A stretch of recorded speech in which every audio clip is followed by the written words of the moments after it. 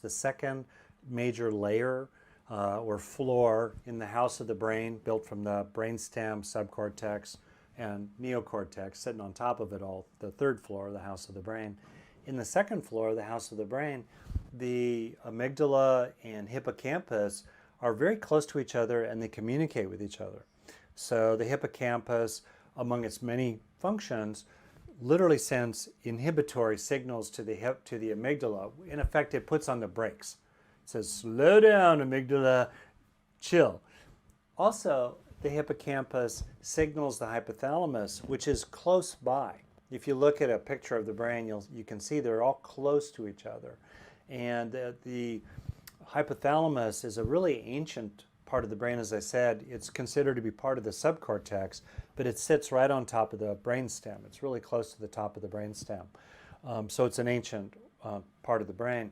And literally, neurons go from the hippocampus to the hypothalamus that are also inhibitory, put on the brakes, and signal to the hypothalamus, we've received enough cortisol.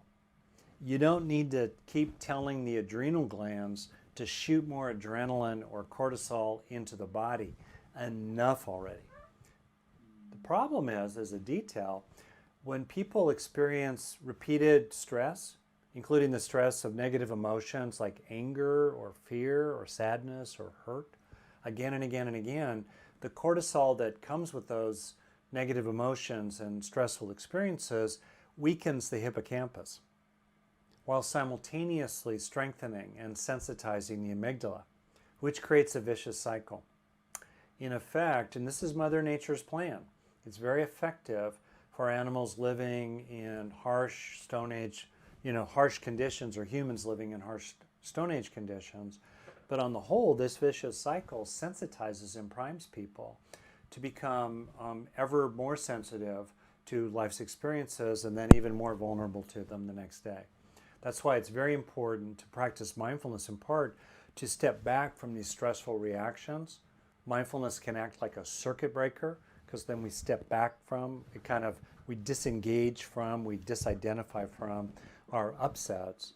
And also, it's really important to repeatedly take in the good, not out of craving for the good things, and not out of looking at the world through rose-colored glasses, but out of a clear, tough-minded clarity about the importance of internalizing beneficial experiences, including ones of grit and gratitude and commitment to social justice and commitment to sobriety and self-regulation and the character virtues like patience and generosity. As we have those kinds of experiences, it's really important to take in that good through the ways that I described. Have it and enjoy it.